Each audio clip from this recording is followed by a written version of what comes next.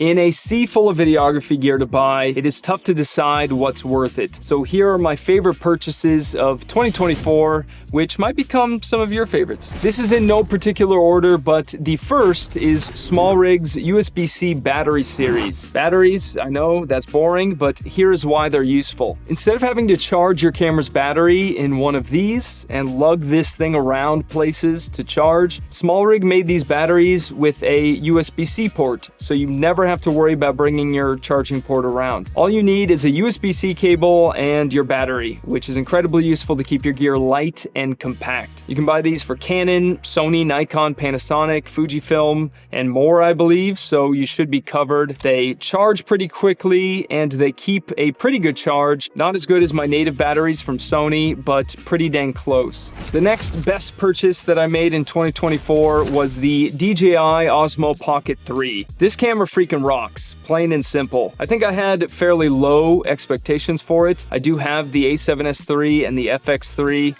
so I assumed because it's small, the quality of the video would be like that of an action camera. But not only is the quality way better than I expected, but you can get really stable shots because it is also its own gimbal. It has a 1-inch sensor, it shoots 4K at 120 frames a second, it records in 10-bit color, it lets you easily switch to vertical video just by flipping the screen. The tracking is incredible, and the DJI mic that it comes with is easy to use and sounds great. If you're someone who has like a mental barrier to pulling out your camera and filming yourself in public, then this will change that for you. I hate vlogging. I don't like holding my big mirrorless camera in front of me and filming myself in public. To me, it just feels a bit obnoxious and I get a little self-conscious. But this thing is so small and discreet that I can just put it in my pocket and pull it out to film and not feel super weird about it. And I know that the footage that I'll capture with it will be quality enough for my standards. Highly recommend this little guy.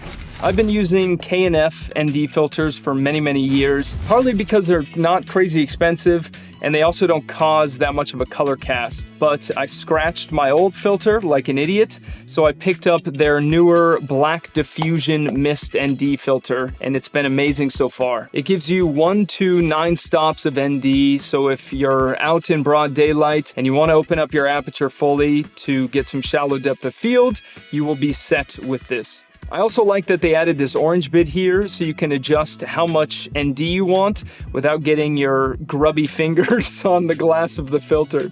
I opted for the 1/4 mist version because I love me some mist. I like some nice blooming of the highlights that you'll see and a lower contrast for a less digital look. But they also have a 1/8 version as well if you like less mist. Great filters in my opinion.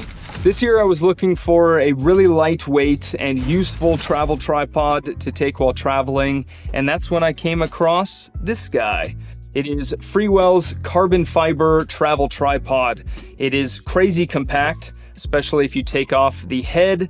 It is unbelievably light, and you can actually unscrew one of these legs if you want to use it as a monopod, which is pretty nice. It has 1/4-inch thread screws around it, so you can screw on a monitor or different accessories. The video-focused head has also been very useful, and it also gets pretty high and low depending on the shot that you would need. I also have become a fan of how you just twist to unlock the legs and then twist again to tighten it. I didn't think this would be something that I would appreciate at first, but it's grown on me. The next best purchase is this thing right here. It is SmallRig's Magic Arm with a clamp. You might not think that this thing will come in handy for you, but trust me, you'll be able to find more than one way to use it. Like you're seeing right now, this is being used to hold my Atomos Shinobi, and it is being clamped onto my desk with the clamp that it comes with. You can use it to get cool looking POV shots like I took for my Pocket 3 videos, and incorporating some of the other things on this list, you could use it to attach the Pocket 3 onto the Freewell tripod. So if you want to shoot landscape video with your mirrorless camera, but at the same time film vertical video, you can do so easily. Lots of ways to use this thing. Next we have the SmallRig V-Mount Battery VB99.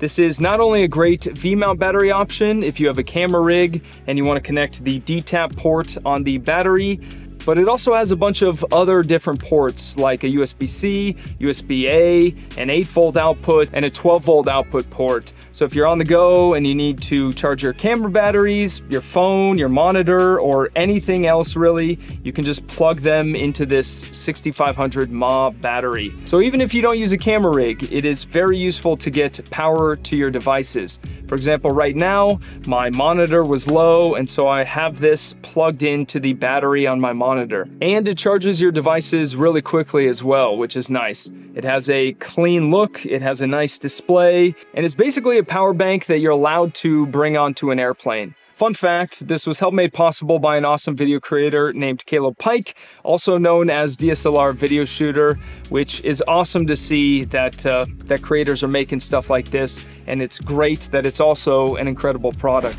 This year I had the pleasure of spending time with a creator named Peter Lindgren, and I told him that I was going to buy a product that he released called the TriCharge. He very kindly gave me his, so I didn't actually purchase this, but it is still one of the best products that I've used all year. I was charging batteries one at a time like a caveman my whole life, but this lets you slip in 3 batteries and charge them all at once. It is a huge time saver and has made the charging process so much easier for me. It's something that I wish I picked up a long time ago. What is the best videography purchase that you have picked up this year? I'm not saying this to get engagement, I genuinely want to know.